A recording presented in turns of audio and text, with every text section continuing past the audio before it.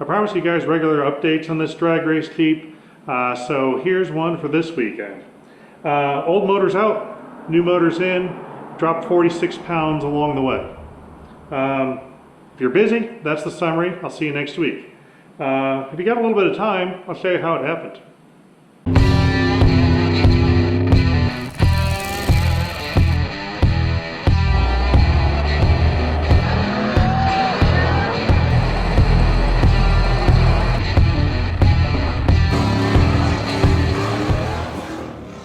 Got the Jeep up on the lift to take out all the underside stuff. I think I'm about ready to drop it down. Let me show you where I'm at. Drain the radiator. There may have been some dirt inside that motor. Who knows? That's the color of the coolant coming out. I know different brands have different color coolants. I don't think brown was ever a good option. Lost the plug. It went flying. I'm assuming I'll find it eventually. Radiator hose is off. I've got the starter out. And then one thing I wanted to do is I wanted to measure to see how that flywheel is going to fit. So I measured to the ring gear for the block surface. That's 1 inch.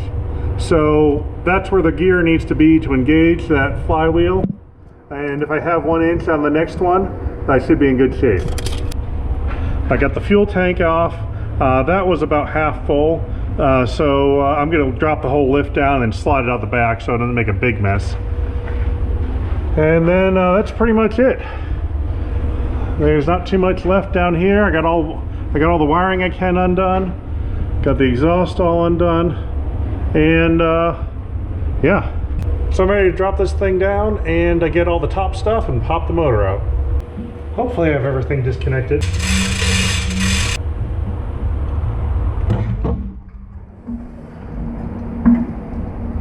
It might be free.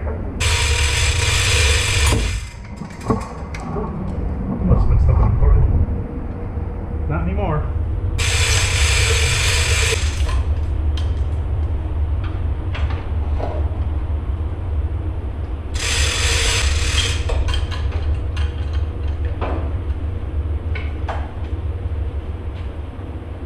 Look inside the dashboard here. There's a lot of stuff I don't need anymore because all this stuff was left over from the original Jeep. I'm going to completely rewire it, so I think I can ditch all that stuff and probably drop a bit of weight on the way.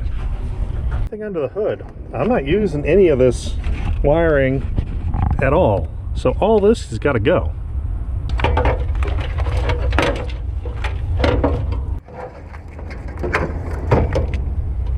I've been wanting to get rid of this garbage for a long time.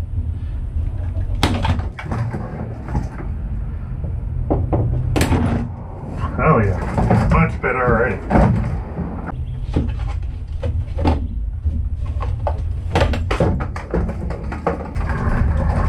That is a lot of wiring. I wonder how much this weighs.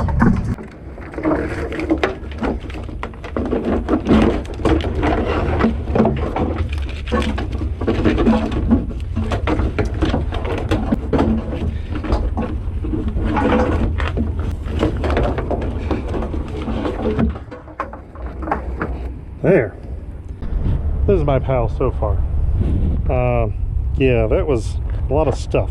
I'm gonna weigh it, see what it comes out to be. Got the box full of wiring I've taken off, a luggage scale,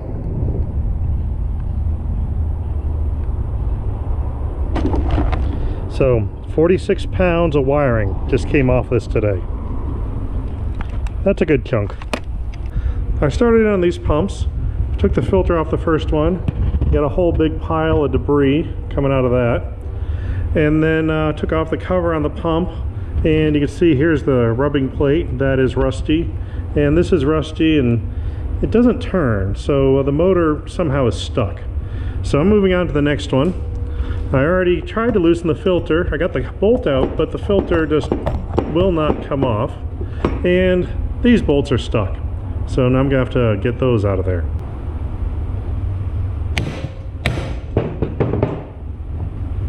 Got it. Now just repeat for the others. This one looks actually pretty decent inside. That's not rusty at all. That plate's not rusty. Oh, it moved. I saw it move. So I'm going to add some lube here, get everything moving freely, and see if I can get this one all ready to go. Remember I mentioned the slippery slope with doing things properly? I think I went there. This fuel pump mess would not have happened if I didn't try to install the new parts. So just because I had a rebuild kit, I decided, hey, why don't I rebuild it? What I should have done is just put power to each one. The one that was all rusty would have not gone. The one that didn't look half bad probably would have worked and would have worked fine. But when I was taking out the vanes, the whole armature started moving in and out because that piece didn't come off easy. Come to find out, it was rusted at the end. But it felt like I pulled the brushes out of position, which means I had to take apart the whole motor.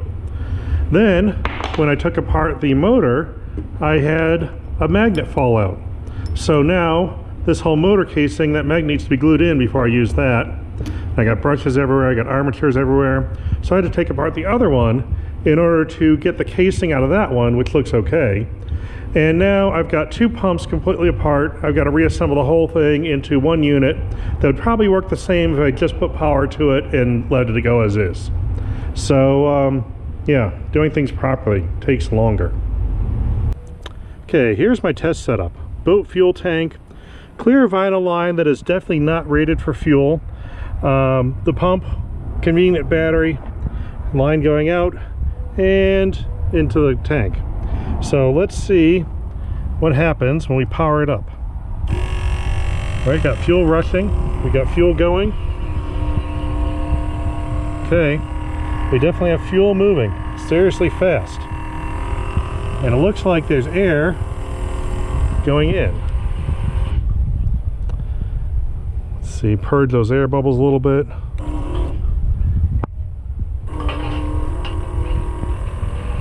That is definitely air coming out the outlet, which means my boat tank leaks air, and I've been picking up air and everything I run on it. Interesting. But anyway, looks like the fuel pump works. I think we're ready to go ahead and install that one. Got my new push rods in. Now, line up one end. You can see they're just a little bit longer. That's the top one, is the new one. Now, these aren't actually the right size. I went ahead and used my adjustable push rod to measure what I needed, and I actually need a little bit longer than this one in order to give me some compression on the lifter. But these were about half the price of any other ones I found. They came from Scram Speed, and they're only 50 bucks for the set. So these are the ones I went with. So I'm actually going to I'm not even going to compress the lifter. I should have pretty much zero lash, which means if the lifters do pump up, I'm fine, but it might be a little clattery. But I think it'll work, and for the price, I'm going to give it a shot. Worst case scenario, I use them in a different motor. But they're definitely better than the stock ones by quite a bit. All the push rods are in. I'm going to see if it turns all the way over without any stopping or clunking.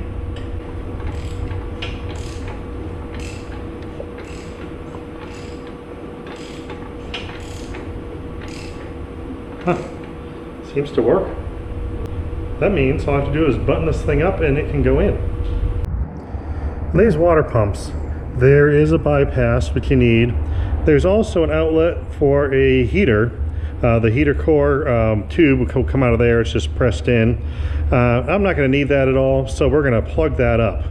Now the easiest way is that just happens to be the right size for a 3/8 inch pipe tap.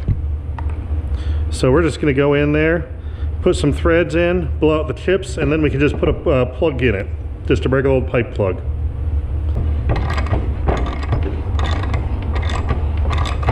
On this plug, the hole is a little bigger than the pipe thread. I just add a little RTV to take up the extra space. It's going to end up working out fine. Just want to make sure it doesn't have water pouring out here. There, no more heater. Now this manifold didn't come with the fitting you need right here for the bypass hose, so I stole one from the old motor. Now you notice these drive with two slots. There's two slots here, way too far apart for any known screwdriver. So I just grab a piece of sheet metal out of my bin and use that as a wrench. And that works great. There, you can get a pretty good amount of torque with a piece of sheet metal. I got a bolt-on weight which should make this flywheel work for a 360. I don't want to drill holes in the flywheel, so I used it as a model when I figured out the weight and the distance away it was as to how to build another weight that actually put the center mass where I wanted and used existing bolt holes. So I did a little CAD work. So I modeled up the flywheel. That's my weight. And that's the center of mass. And a little bit of plasma cutter work.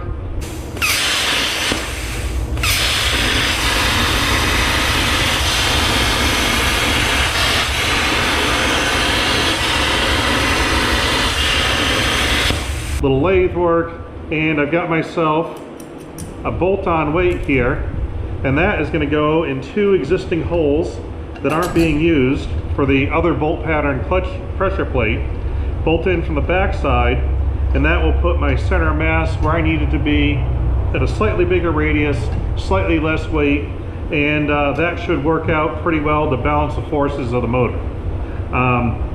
Is it exactly right? No, I guarantee this isn't exactly right, but I think it's close enough. It should be fine, especially with the limited miles going on this motor.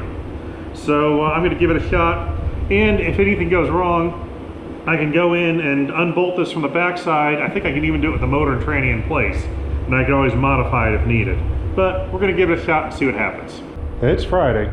3 weeks from today, I should be at the raceway in Tucson with that car, with that motor, and with that pile of parts installed. So it should be no problem. I'm sure everything will work out fine. I can't actually install the motor yet. I ordered all my parts before. Of course, everything had to get shipped. The tracking numbers say it's all arriving today. I've got UPS, I've got FedEx, and I have the post office all delivering stuff today. So things should happen pretty quickly once that gets here. I am missing the pilot bearing and the hardware to attach the flywheel, so I can't actually put this motor in at all until all that stuff gets here. And then I have all the assembly on the top end, ignition, and everything else to add on. But I'm thinking things are going pretty smoothly. The other motor came out, the vehicle's lighter with all that wiring gone, and this should all just fall together. I just go pile, squish, motor, squish, done. That easy. Yep, I've got my pilot bearing. Now if you order just a pilot bearing, you only get this part right here, the actual bearing itself. You want to make sure you get the sleeve too. There's a part number, FC 69907. That adapts to the crankshaft. I think all these magnums are cut with this large diameter hole, so you can just pop this whole sleeve in and you're good to go for a manual transmission. All right, we're all installed now. I double checked that is the right diameter bearing, so things ready for an input shaft. Got my flywheel bolts in. Go ahead and check to make sure they are the right thread, which they are. I also am going to put some washers on them, especially with an aluminum flywheel. You definitely need washers. You want a precise washer. As you can see, this one doesn't fit. I don't spend the money on precise washers. I buy the next size down, so that's a 3/8 size washer. I'm just going to run a reamer through that to make the size exactly 7/16. Got our washer, 7/16 reamer.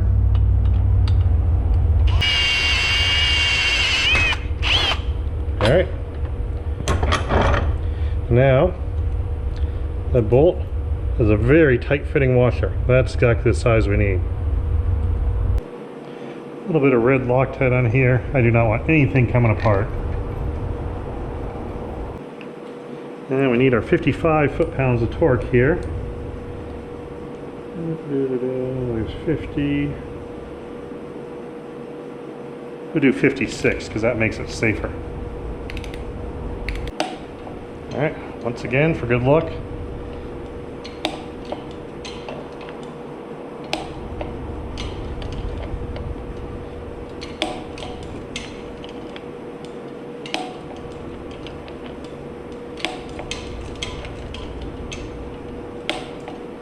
There, that's done.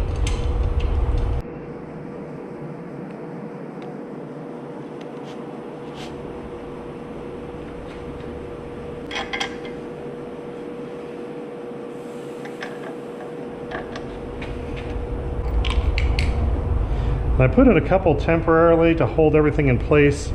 Those didn't have thread lock on them. I make sure I don't put the washer on before I do the thread locker, so I know if it has a washer on it, has thread locker on it, it's ready to install.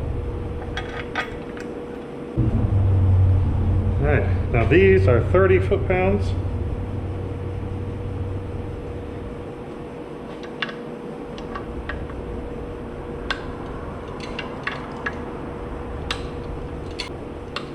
There we go. I always remember to pull out the clutch alignment tool afterwards.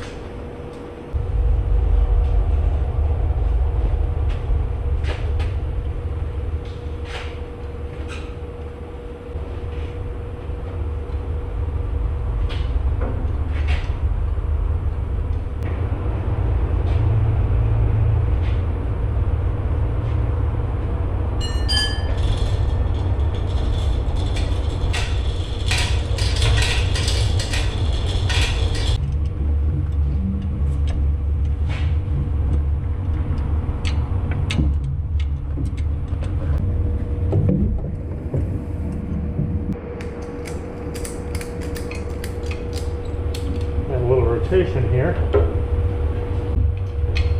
little bit of wiggling. So if the dowel pin's lined up, we're pretty much touching. I think we're in there.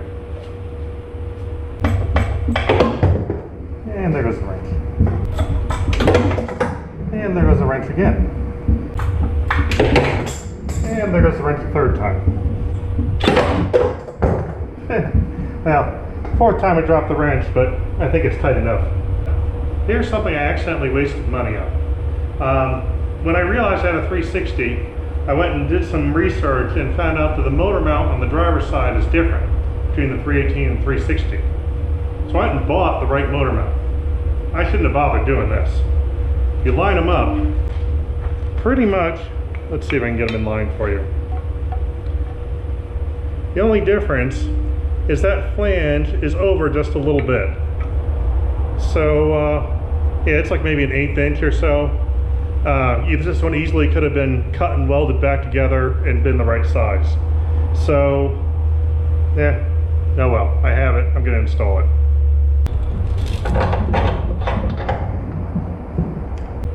Gonna crank it over, make sure I don't hear any weird sounds on the bell housing.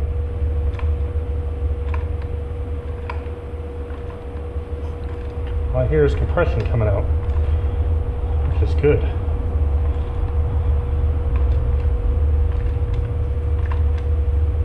And it doesn't feel like anything's hitting. So far that whole flywheel setup looks like it's working. Now I'm going to press the clutch and see if it feels like that's doing anything useful. Oh, that feels like a clutch. Motor's in, it's attached, it's bolted down, it's hooked to the transmission. So that was a good accomplishment. I feel like I've hit a milestone. Now, obviously there's a lot more to do. I'm going to make sure I drain that oil before I crank it over, because I heard a comment about it be looking like hot tar, which is true. I was planning on changing it before I run the motor, but I mainly wanted that to flush out any chips from that cam swap I did. So now I'm going to drain that out, put fresh oil in, then work on spinning it over, getting all the accessories on, getting an ignition on it, getting a fuel system in it, and all that good stuff. So for now, it's Saturday afternoon, it's hot out here. I'm ready to call it quits outside, so I'm going to go inside and do some editing, see if we can get this video together. And next time, I'm going to try to commit myself here. Next weekend, I'll give you another update, and this thing will be running. Hopefully. Hopefully I didn't just jinx myself there. Anyway, until next week, keep having fun.